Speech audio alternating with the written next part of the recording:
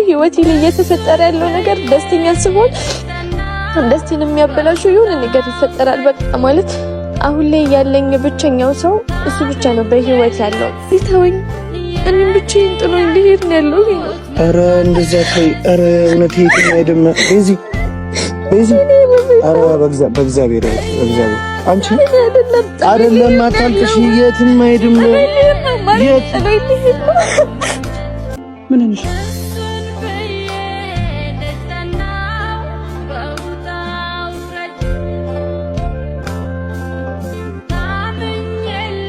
እኔ እጨነቃለሁና እኔ ስለምጨነቅ እኮ ነው የምታደርገው። እኔ የት ነው የምሄደው? ኧረ በእግዚአብሔር እናቴ እኔ በጣም ማፈቅረሽ የት ነው ጥዬሽ የምሄደው? እሺ ላናግርሽ። እሺ ተረጋጊ። ምንም የዋሸሁሽ ነገር የለም። ነገሩ ተከድሞ ስልብሰል ቤተሰብ በጣም ደብሮኛል። የምር በጣም በድብርቴ ላይ ደግሞ ቤዚዬ መጣ እንግዲህ አስደብራኛለች። የምር በጣም ከፋኝ ስታለቅስ። እኔ ራሱ ቀን ሙሉ ደብሮኝ ነው የዋልኩት። የዛሬ የሆንኩትን ብነግራችሁ ማለት ነውና መጨረሻ ላይ ነግራችኋለሁ። ዛሬ ቤዚዬ በጣም ያለቀሰች ነውና በጣም ነው ያሳዘነችኝ።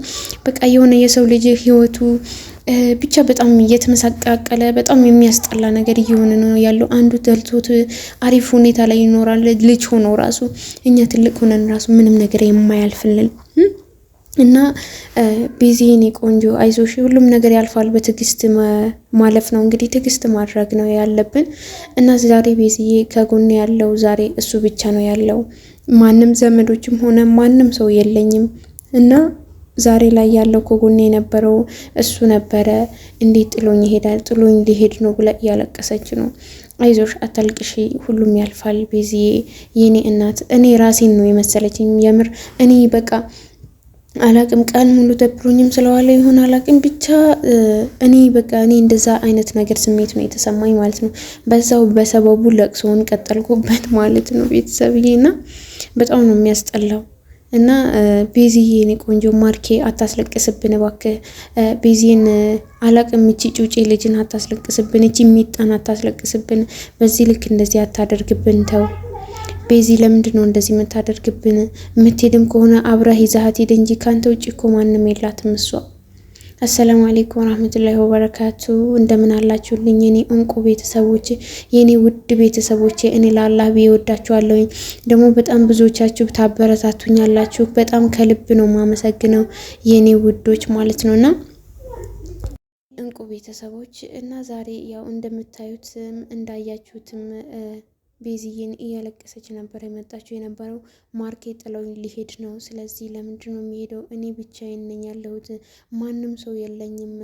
እንዴት ጥሎኝ ይሄዳል? በዚህ ልክ እኔ ለማን ትቶኝ ነው የሚሄደው? ከአሁን በኋላ ወይም ደግሞ አሁን ላይ ያለኝን እኮ እሱ ብቻ ነው ከጎኔ ያለው። ምንም ቢፈጠር ቢቸግረኝ፣ ቢደላኝ፣ ምንም ቢለኝ፣ ቢከፋኝም ብደሰትም ከጎኔ ያለው በአሁኑ ሰዓት እሱ ብቻ ነው አለች። የምር ሰው አይክፋው። ሰው ከጎን መልካም ሰውን ከጎናችሁ አይጥፋ። የምር ቤተሰብ እና ሰው ማለት መድኃኒት ነው የሚባለው ነገር እውነት ነው። በሽታም መድኃኒትም ቢሆንም ግን መድኃኒት ነው ቤተሰብ። የፈለገ ክፉ ቢሆን አላቅም ሰውን የሚያክል ነገር ከጎናችሁ አሁን ደብሯችሁ እንደዚህ ትኝት ብላችሁ ወይም ደግሞ ደብሯችሁ የሆነ ነገር ተፈጥሮ ከቤተሰብ ተጣልታችሁ ወይም ከጎናችሁ ማንም ሰው የለም ማለት ነው።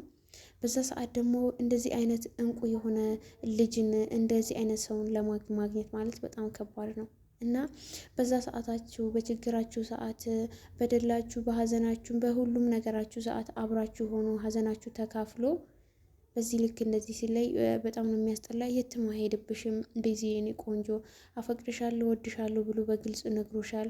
የትም አትሄጂ፣ ምንም አትለያዩ እባክሽን። ሰውን በሰው መሀል ይገባልና የሰው ሸይጣኖች፣ የቡታጀራዎች ሸይጣን ተፈቱ መሰለኝ። እንዳለ የባለ ትዳሮችን ያፋቱ ነው። ሸይጣን ተፈቱ እንግዲህ ያቧላቸው ነው፣ እያለያያቸው ነው ማለት ነው። ቤተሰብዬ በጣም የሚያሳዝን ነገር ነው። እዛ ጋር ሀይሜ እንደዛ እየሆነች ሩታም እንዲህ የሆነች በዚህ ልክ እንዲህ መሆን ማለት በጣም ከባድ ነው። ቤተሰብዬ እንግዲህ ዛሬ ድምፄን በጣም ይቅርታ፣ የምር በጣም ከልቤ ይቅርታ እጠይቃለሁኝ። ዛሬ በጣም ደብሮኛል፣ የምሬን ነው ምላችሁ። የደበረኝም ደግሞ ብቻ አላቅም። እኔ ያው የእናንተ ሳላካፍል መዋል ደስ አይለኝም፣ መቆየትም ደስ ስለማይለኝ የኔ ደስታ የሚያስደሳታችሁ የኔ ክፋት የሚያስከፋችሁ አላችሁ እና ዛሬ ብቻ የሆነ ስራ ቦታ የኦርደር አደረገችኝ የሆነች ልጅ የሆነ ልብስ ማለት ነው። ከዛ እቤት ውስጥ ሆኜ ዝም ብዬ እየወሰድኩኝ ነበረ። ደውላለኝ እንደዚህ አይነት ልብስ አምጭልኝ አለችኝና ልብስ ወሰድኩላት። ከዛ ወስጄላት ቤቷ አየር ጤና ነበር። አየር ጤና ሄጄ ከዛም በኋላ ገብቼ እዛ ወረድኩኝ። ወርጄ እቤቴ ካለካሁት አለችኝ። እሺ አልኩኝና እቤቷ ወላሂ የአገር ቂጥ በሉት ሄድኩኝ። ከዛም በኋላ ደረሰን ቤቷ። ደርሰን እኔ እንደ እጅ ላይ ቁጭ አድርጋኝ እሷ ቤት ውስጥ የለካች ቤት ውስጥ ለክታ ምናምን ነገር አይሆነኝም አለች። አስቡት እኔ ለዛውም አስቡት እንደዚህ አይነት ነገር በቃ ተደረኩኝ ብላችሁ ሄዳችሁ በዚህ ፀሐዩ እንዴት እንደሚያስጠላ የምር ራሴን ሁላ ያመመኝ ነው አሁን ማለት ነው። እና እንደዛ እያደረኩኝ ሄጄ እንደዛ አለችኝና ወላሂ ምንም ሳልቀበላትም እንትን ልብሱን ሰጥታኝ ቀጥ ብዬ መጣሁኝ። እኔ ከብዙ የተናደድኩት የእግር መንገዱ ነው። የእግር መንገድ አለው ያንን ሁላ ቤቴ ልለካዋለችኝ። ለካችሁ። አይ እኔ ይሄንን አልፈልግም። ምንም ነገር የሆነ ነገር አይደለም። ሌላ ሰው የሚወስደው ልብስ ነው፣ ሌላ ሰው የሚወስደው እቃ ነው። ግን እንደዛ አለችኝ እና ተመለስኩኝ። የምር በጣም ነው የደበረኝ ማለት ነው። በቃ ይሄን ያክል ነው ዱንያ ማለት ቤዝዬ ማለት ነው። እና በጣም ነው የሚያስጠላው። ከጎንሽ የሆነ ነገር ኖሮሽ ምናምን ነገር ሲሆን ቢያንስ በሱ ትጽናኛለሽ። ግን በእንደዚህ አይነት ነገራቶች ደግሞ በጣም ይከብዳል። ብቻ እስኪ ለማንኛውም እኔም ዱአ አድርጉልኝ የኔ እንቁ ቤተሰቦች እና ቤዝዬ አይዞሽ፣ ሁሉም ያልፋል፣ እስኪ ያልፍ ያለፋል የሚባል ተረት አለ እና አይዞሽ የኔ ቆንጆ የኔ ማር እና አንቺ አስተዋይ ጠንካራ ልጅ ነሽ። ስለዚህ አብሽሪ። አንቺ ያው በዚህ እድሜሽ ብዙ ነገር የምታደርጊበት ጊዜ ነበረ። ግን ብዙ ነገር ስላችሁ እኔ ከቤተሰቦቿ ቁጭ ብላ የምትዝናናበት ሰዓት ነበረ። ግን ይህንን ያክል ጭራሽ ቤተሰብ ራሱ ከጎኗ ሳይሆኑ ገና ዘመዶቿ ብቻ አላቅም። ይህ ሁላ ፈተና እያሳለፈች ነው። ግን ከዚህም የበለጠ ፈተና አለ። አይዞሽ እስኪ ያለፋል የሚባለው ነገር እውነት ነው። እስኪ ያለፋል ተብሎ እንግዲህ አለፈብን ይባላል። አንዳንድ የሚባል ነገር አለና አይዞሽ የኔ ቆንጆ። ማርኬ ደግሞ አታስለቅስብን። ማርኬ ደግሞ በጣም ነው የሚወድሽ፣ በጣም ነው የሚያፈቅርሽ። ስለዚህ የትም አይሄድብሽም። ቁጭ በይ የኔ ቆንጆ የኔ ውድ። አብራችሁ ሁኑ፣ አብራችሁ ኑልን። እኛ እንወዳችኋለን፣ እናከብራችኋለን። ስለዚህ ኑልን የኔ ውድ ቤተሰቦቼ። ደግሞ እንግዲህ አስቸገርኳችሁ፣ ለፈለፍኩባችሁን በጣም ይቅርታ እና ስለምታበረታቱኝ ከልብ አመሰግናለሁ የኔ ውድ ቤተሰቦች።